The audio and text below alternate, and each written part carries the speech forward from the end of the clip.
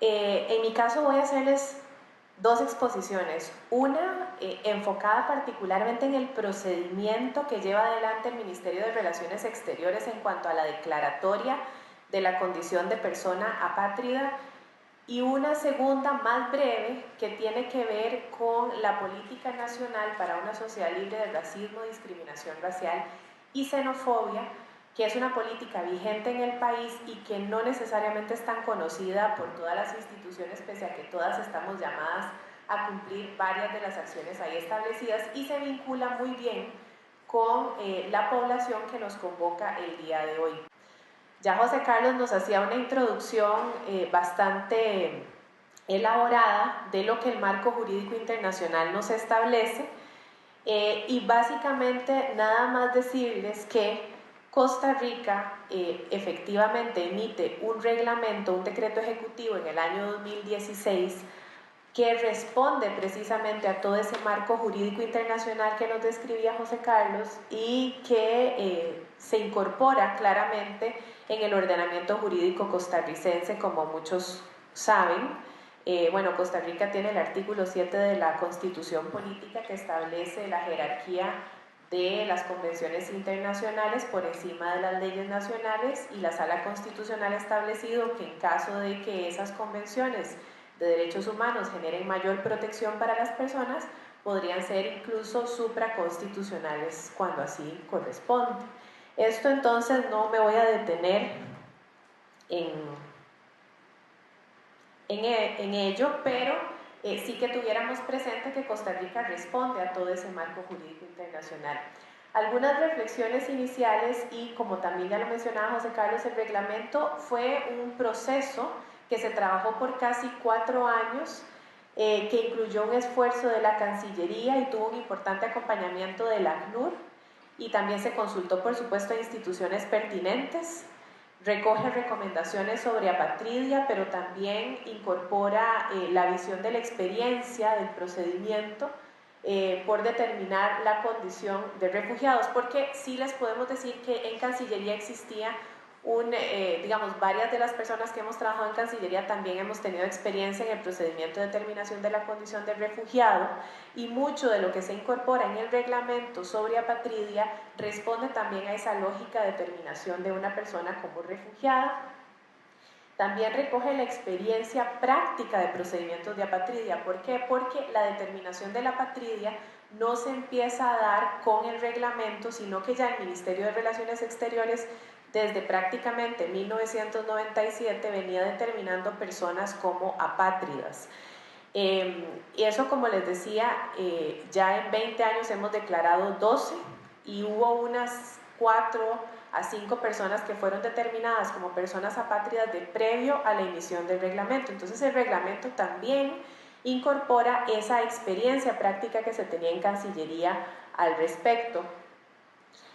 Y si bien el reglamento incorpora la visión de derechos humanos, ha sido la práctica lo que evidencia su implementación. Es decir, el reglamento por sí mismo, pues claro que responde a una lógica y a un enfoque de derechos humanos, pero es la práctica, la implementación de ese reglamento que nos ha permitido ser un poco más efectivos en esa protección de derechos humanos, y reflejo de ello, podríamos decir, es el que nosotros estemos hoy aquí también, o sea, la necesidad de incorporar a las instituciones, diversas instituciones en este esfuerzo, refleja esa implementación en materia de derechos humanos.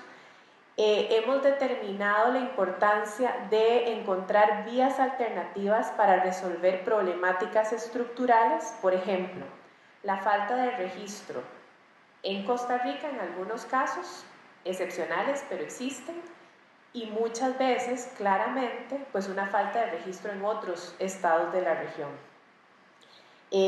Situaciones de indocumentación, situaciones de migración irregular, y hemos promovido, como les hemos dicho, pues al máximo el esfuerzo interinstitucional.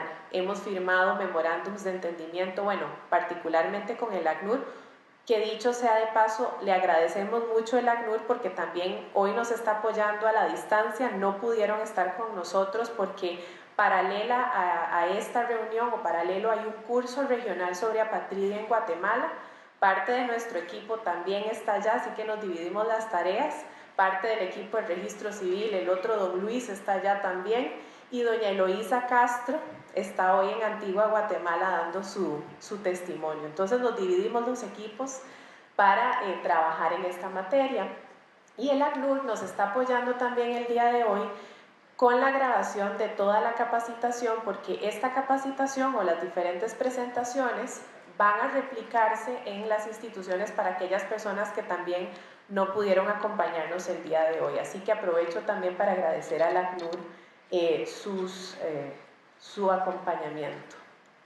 Del 13 de mayo del 2016, que entró en vigencia el 13 de noviembre de 2016, es el que nos determina cuál es el procedimiento para determinar a una persona como apátrida.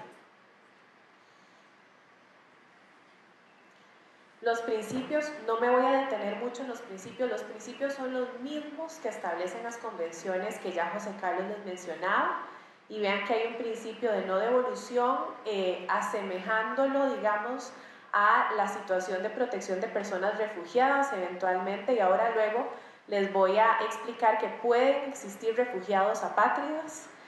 Existe el principio de no sanción por ingreso y permanencia irregular.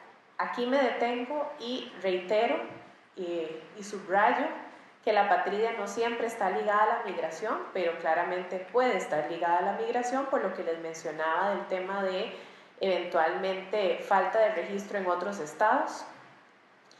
El principio de igualdad y no discriminación, que es transversal en estas materias, el derecho al debido proceso, el principio de confidencialidad.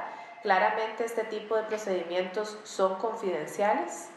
El apoyo institucional, y aquí esto es central, o sea, el apoyo institucional el día de hoy lo estamos nosotros implementando a través del equipo de trabajo interinstitucional. Cuando existen casos, ese equipo de trabajo, la idea, no lo hemos hecho todavía con tanta claridad, pero la idea es tener un protocolo en adelante para que cada cierto tiempo el equipo de trabajo, además de seguir haciendo esfuerzos en las respectivas instituciones, pueda abordar integralmente casos específicos donde no haya una claridad de cómo abordarlo a nivel individual e institucional. Entonces, el principio de apoyo institucional es que también nosotros podemos brindar una especie de colaboración en el proceso a la persona solicitante.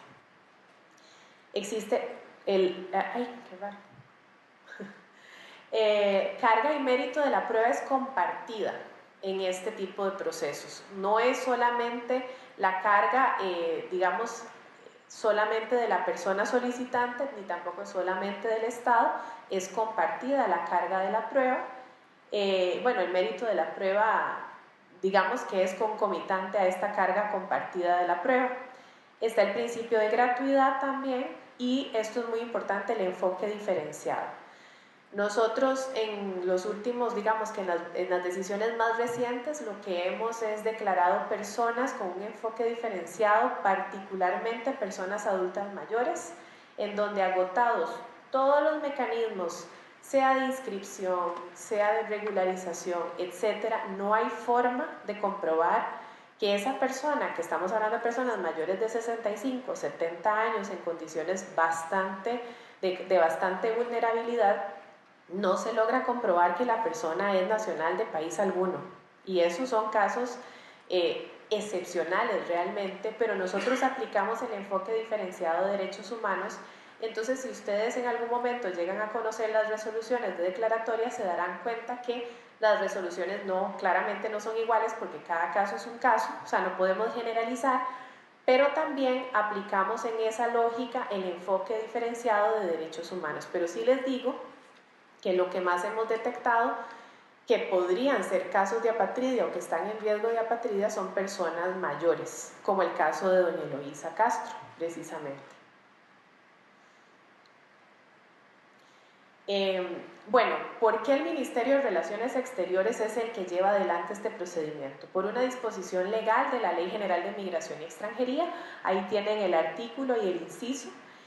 Y también hemos entendido que eso se incorpora en esta ley por un razonamiento, digamos así, de que el Ministerio de Relaciones Exteriores es la institución competente garante en darle seguimiento a las obligaciones internacionales que el Estado tiene que cumplir. Entonces eso pues de alguna forma se refleja en esta Ley General de Migración y Extranjería que nos otorga esa competencia. ¿Qué hace el reglamento? El reglamento resuelve el reconocimiento, rechazo, exclusión, cesación y revocación de la condición de persona apátrida. Esto es muy importante porque previo a la emisión del reglamento, en realidad aplicábamos un poco lógicas jurídicas e integrábamos normativamente, digámoslo así, pero en realidad no había un orden claro de por qué, cuándo, dónde una persona es apátrida, no es apátrida, ¿verdad? Y esto sí nos permite tener esa claridad que estas cláusulas, digamos, de exclusión, cesación, revocación, cancelación, responden a las convenciones de la materia que ya han sido mencionadas.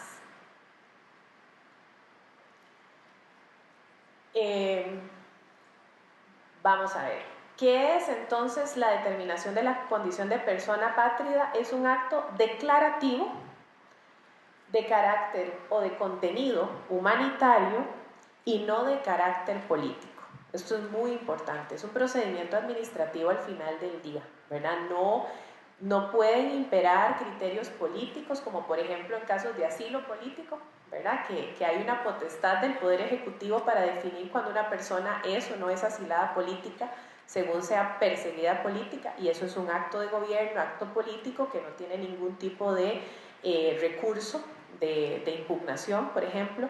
En el caso de la apatridia, sí, es un procedimiento administrativo debidamente regulado y que eventualmente, una vez agotada la vía administrativa, podría elevarse a, digamos, a la jurisdicción contenciosa.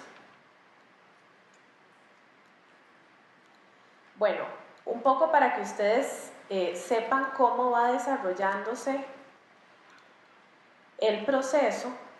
Hay una etapa inicial que es la presentación de la solicitud. La solicitud para determinar a una persona como apátrida puede ser presentada por la persona interesada directamente, por su representante legal si lo tiene, por el Alto Comisionado de Naciones Unidas para los Refugiados ACNUR o por alguna otra autoridad. Incluso sus instituciones pueden hacernos llegar a nosotros casos donde podría existir una solicitud de declaratoria de la persona como apátrida, y ya hemos estado, digamos, recibiendo de varias de las instituciones aquí presentes, y por eso es importante que hoy entendamos qué es y qué no es, o si pensamos que un caso puede estar en riesgo de apatridia, qué podemos hacer con esa persona, ¿verdad? No necesariamente referirla automáticamente al Ministerio de Relaciones Exteriores siempre que parezca que es apátrida, sino incluso establecer un mecanismo para determinar si a la persona le corresponde más bien ir a la Dirección General de Migración y Extranjería porque fue residente en algún momento de su vida en Costa Rica, residente permanente, regular, se le venció, por decir, la cédula de residencia, luego la persona queda en una condición de irregularidad.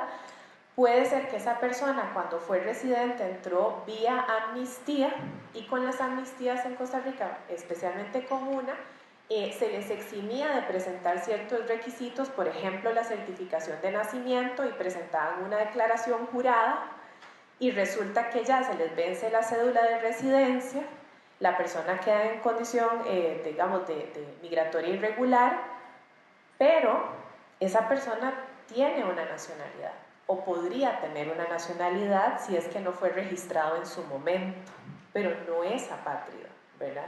Entonces, ese tipo de situaciones tenemos que saber canalizarlas para el lugar correcto. Estamos ya remitiendo a la Dirección General de Migración y Extranjería para ver qué posibilidades tienen estas personas de regularizar su situación cuando han sido residentes en Costa Rica anteriormente, ¿verdad? Entonces, esos son casos habituales, que las personas dicen, bueno, yo no fui inscrito en Nicaragua, pero nací en Nicaragua, por decirles algo, ¿verdad? O no fui inscrito en El Salvador, pero nací en El Salvador. Las personas dicen, nací en tal lugar. Si nos dicen, nací en tal lugar, usted tiene entonces un derecho a acceder a esa nacionalidad. Hay que empezar a entender, y eso es parte de lo que el ACNUR nos va a ayudar a hacer, cómo funcionan los registros y cómo funcionan las leyes de nacionalidad en nuestros estados vecinos particularmente. Porque como les decía antes, Costa Rica realmente tiene un sistema de registro de primer mundo. Sí tiene, como todos, espacios de mejora. Incluso supongo que don Luis Guillermo va a comentarles esfuerzos que se están haciendo en ese sentido, pero en buena teoría en Costa Rica es muy difícil encontrar que una persona no ha sido inscrita en el registro civil. En otros estados es bastante habitual que las personas no hayan sido inscritas en el registro civil. Ahí la pregunta es, ¿qué tipo de barreras tiene esa persona para acceder a su nacionalidad? Entonces, eso es parte de lo que nosotros tratamos también de abordar y de alguna forma resolver vía articulación interinstitucional, vía colaboración con el ACNUR y con organizaciones no gubernamentales para procurar dos cosas. Uno, o que la persona pueda inscribirse en el estado donde le corresponde en buena teoría ser inscrito o acceder a la nacionalidad del estado, o dos, mínimamente buscar si es que existen mecanismos de regularización migratoria para aquellas personas que habían tenido una condición regular migratoria y la perdieron, por ejemplo. Pero sí, lo que es importante es que nosotros no queremos declarar a las personas apátridas, eso también queremos que quede muy claro. No queremos tener personas apátridas, no queremos declarar apatridia. Queremos que las personas accedan a su derecho a la nacionalidad cuando eso corresponde. Entonces, la excepción es lo que nosotros aplicamos. Cuando ya nosotros en el ministerio decidimos que una persona es apátrida es porque se ha agotado absolutamente todo lo que corresponde. Entonces, me detuve para comentarles eso porque cuando se habla de que alguna otra autoridad pueda presentar solicitudes, digamos, en beneficio de algunas personas, eso tiene que ser cuando de verdad se ha comprobado que esa persona no tiene nacionalidad o mínimamente tiene barreras fundamentales para acceder a esa nacionalidad. Puede ser presentada de manera verbal. Nosotros tenemos formularios ya que los abogados llenan cuando las personas llegan, se acercan a la dirección jurídica del Ministerio de Relaciones Exteriores, pues ya tenemos formularios para llenarles esa solicitud si la persona, por ejemplo, no sabe leer ni escribir, no tiene alguien que le acompañe o lo represente, entonces se llena el formulario por parte de nuestro equipo ahí en la dirección jurídica. Y pues por supuesto que podría ser presentada de manera escrita. ¿Qué debe contener esa solicitud? Datos personales del solicitante, los que pueda tener, porque no todos los solicitantes tienen suficientes datos personales. Digamos, a doña Eloísa la vamos a poner siempre de ejemplo porque ya ella es una figura pública, digamos, ya su caso se conoce, ya, bueno, figura pública en el sentido estricto no, pero digamos, es una persona conocida públicamente, su caso se conoce, entonces a ella la podemos usar de ejemplo. Doña Eloísa, el caso de doña Eloísa, pues ella, por ejemplo, esa segunda parte de composición familiar, vínculos sanguíneos y territoriales de sus ascendientes y descendientes. Ella dijo que a ella le habían dicho que venía de Honduras. Ella no sabe si venía de Honduras o no venía de Honduras.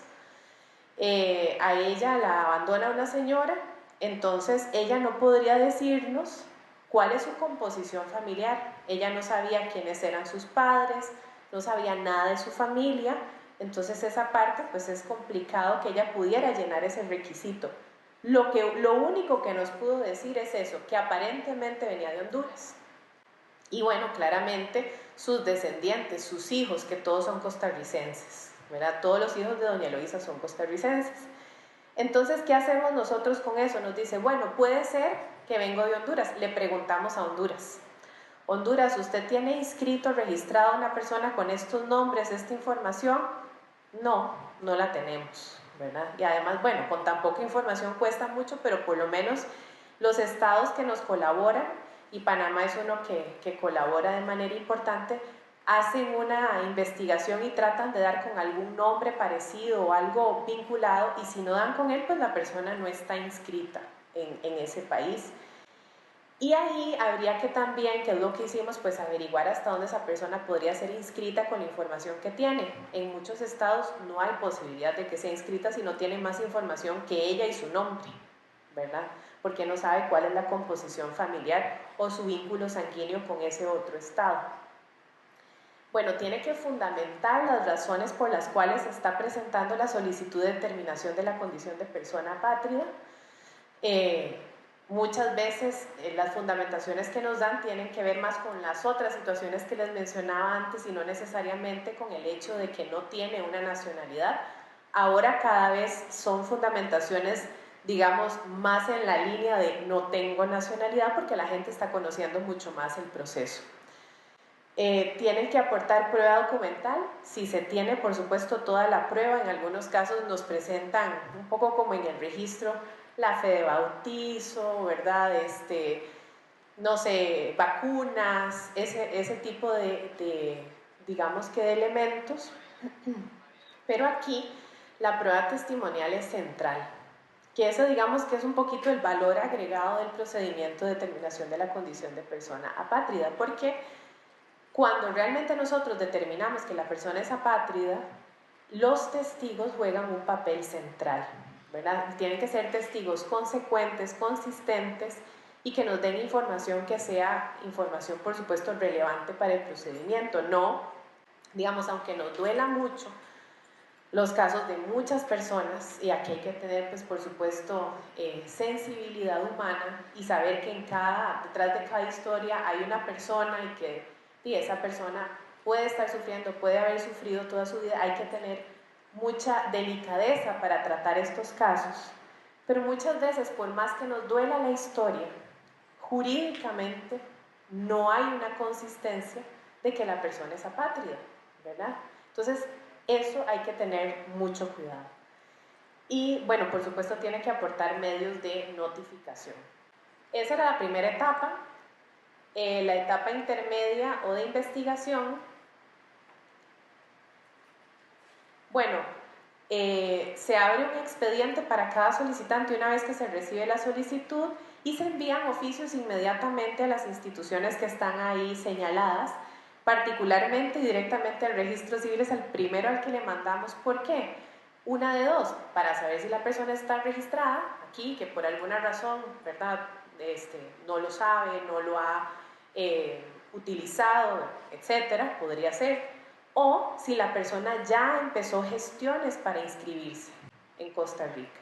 Si la persona ya inició gestiones para inscribirse en Costa Rica, nosotros también tenemos que tener acceso a ese expediente para saber, bueno, si fue rechazado, por qué fue rechazado, si se suspendió el conocimiento, por qué se suspendió, etc.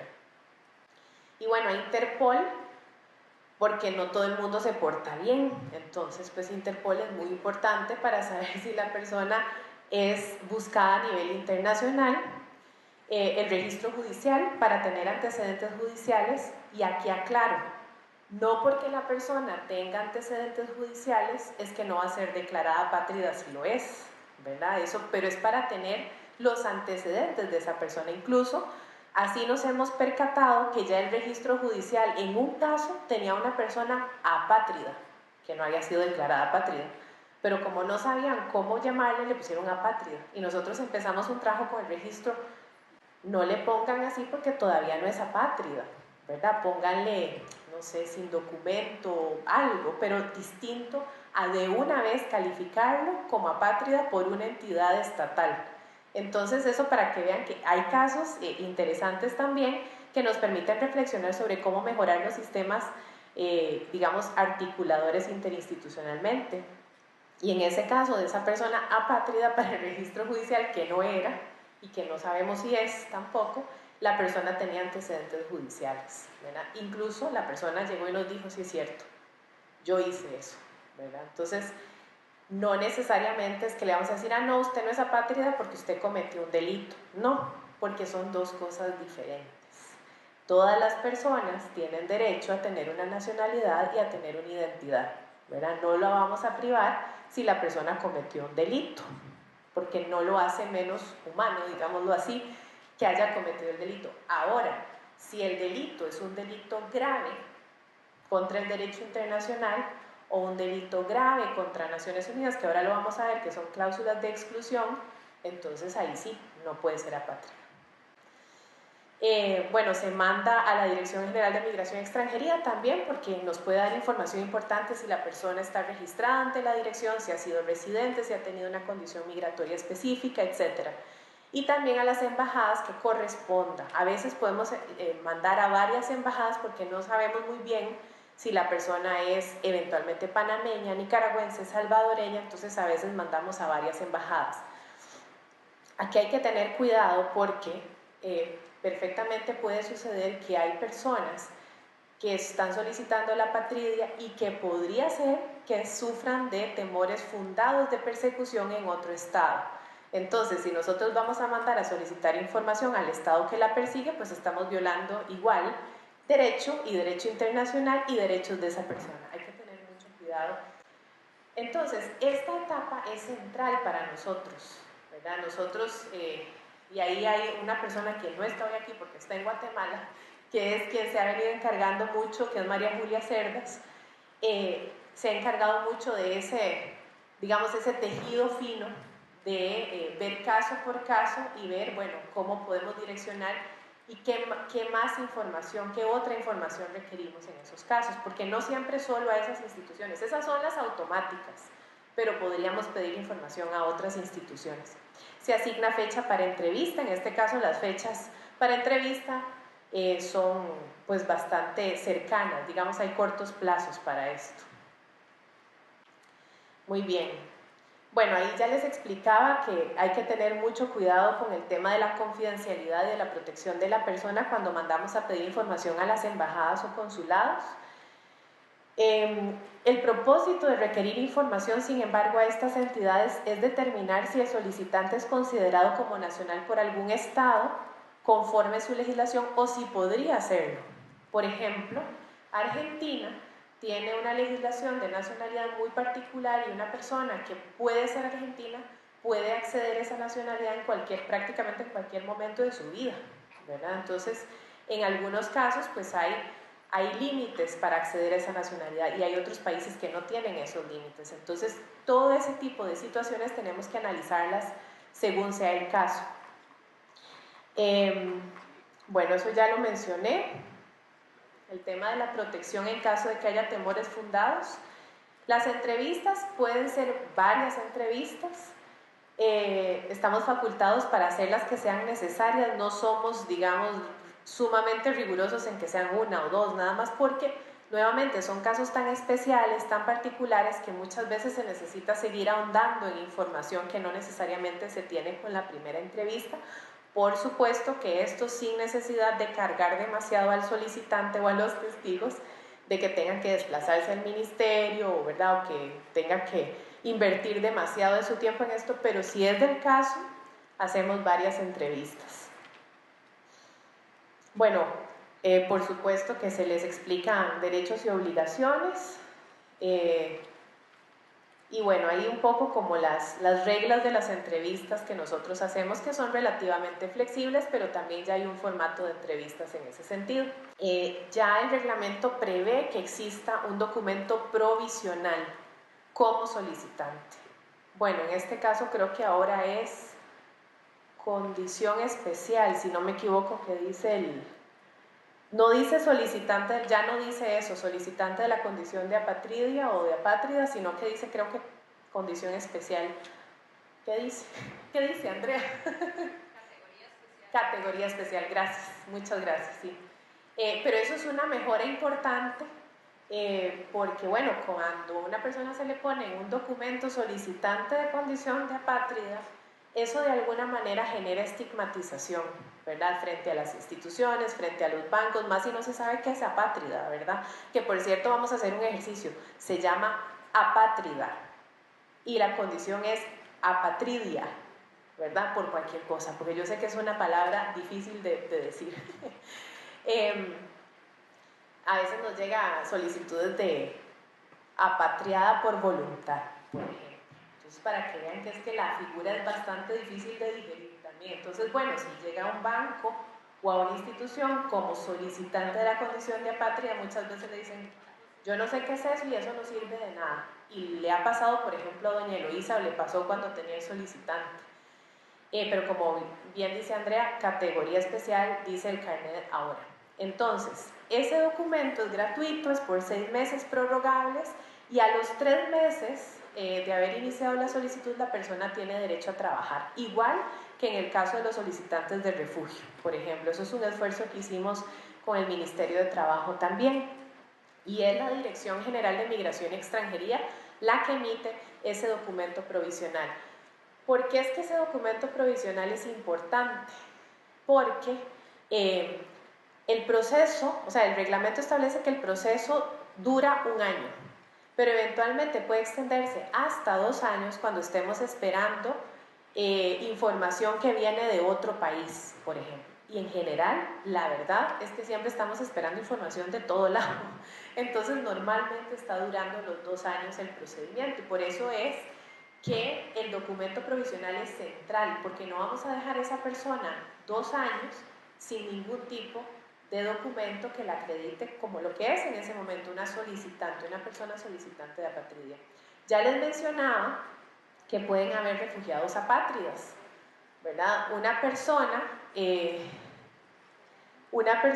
que es solicitante de apatridia, digamos, nosotros recibimos esa solicitud y vemos que la persona podría tener temores fundados de persecución, suspendemos el procedimiento de declaratoria y lo remitimos a la Comisión de Visas y Refugio, que es la que determina si una persona es refugiada. Entonces, una vez que la Comisión de Visas y Refugio determine eso no es, ¿verdad?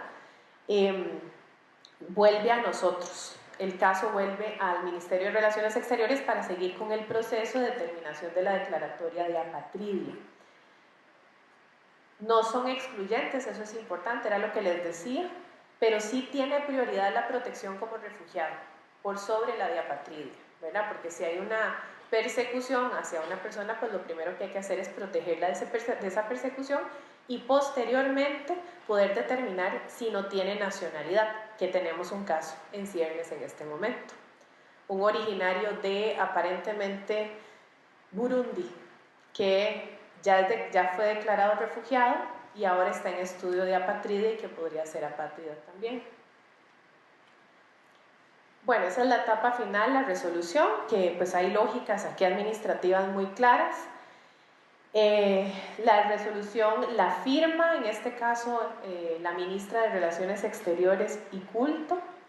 Se notifica al solicitante, a la Dirección General de Migración y Extranjería, al Registro Civil. Este es un proceso que todavía estamos perfeccionando porque las notificaciones no están saliendo tan automáticas, pero sí a la persona se le da la resolución y la misma persona puede acudir a cualquiera de las dos instituciones.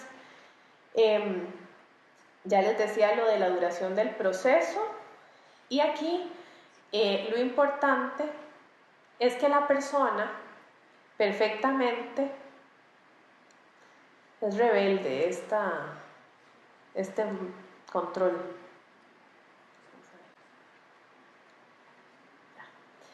¿Qué es lo importante aquí? Una vez que una persona es declarada apátrida, ¿verdad? Se le comunica a la Dirección de Migración porque la persona ahí sí tiene acceso o derecho al acceso a un documento permanente, un DIMEX en este caso, que le va a dar una residencia a esa persona regular en Costa Rica. Puede ejercer actividades lucrativas y le aplica toda la regulación migratoria en ese caso.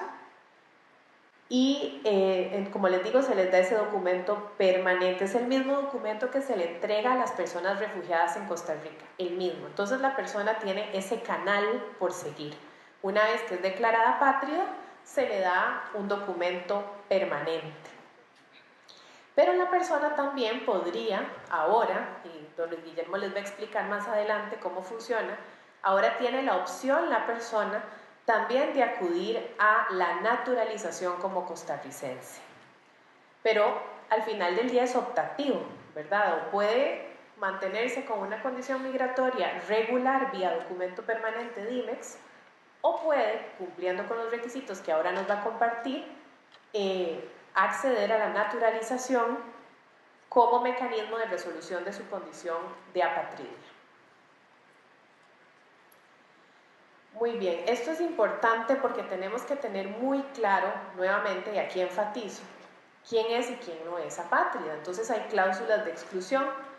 Por ejemplo, cuando otro país reconozca derechos inherentes a la nacionalidad de esa persona o cuando haya cometido delitos graves. Era lo que les decía, si una persona cometió ciertos delitos internacionales graves como genocidio, lesa humanidad, crímenes de guerra, etcétera, lamentablemente no puede ser apátrida, aunque la persona por alguna razón haya quedado apátrida, ¿verdad? No podría serlo porque esa es una cláusula de exclusión. Y la segunda y la más importante es si la persona ha accedido a una nacionalidad, ¿verdad? Entonces nosotros lo que intentamos antes de llegar a concluir un caso es saber si esa persona, entonces, bueno, primero, si tiene una nacionalidad y eventualmente no sabe o lo está ocultando, entonces excluimos a esa persona como apátrida.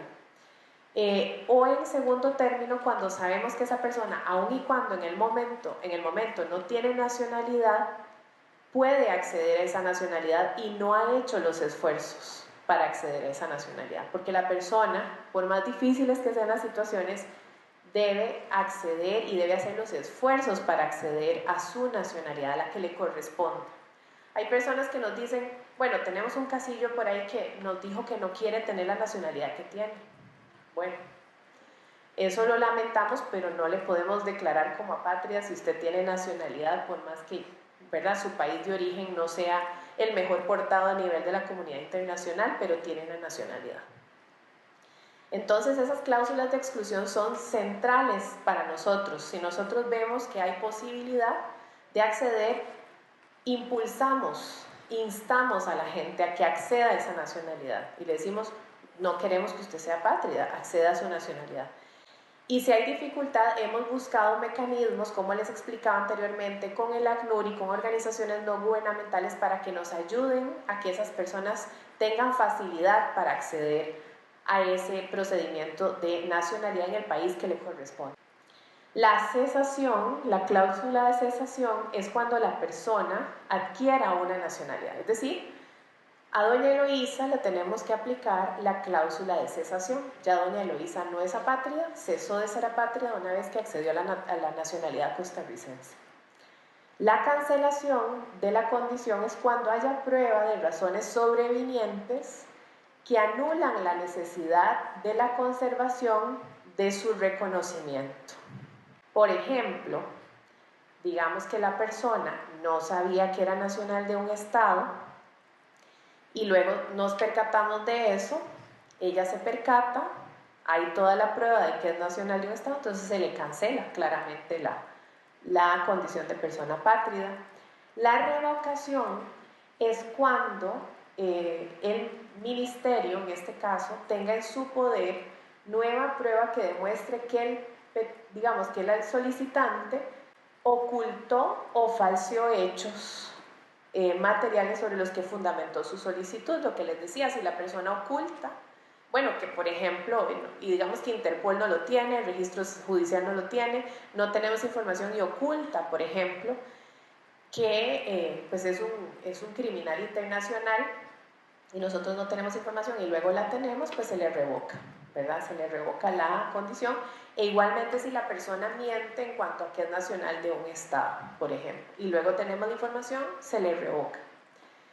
Se puede plantear un recurso de reconsideración en 15 días hábiles, el cual se resuelve en 10 días hábiles. Este tema todavía desde el punto de vista de derecho administrativo lo estamos revisando porque pues hay que ver si realmente es el recurso que corresponde o si es otro, pero en este momento esto es lo que está aplicando y ese recurso claramente agota la vía administrativa.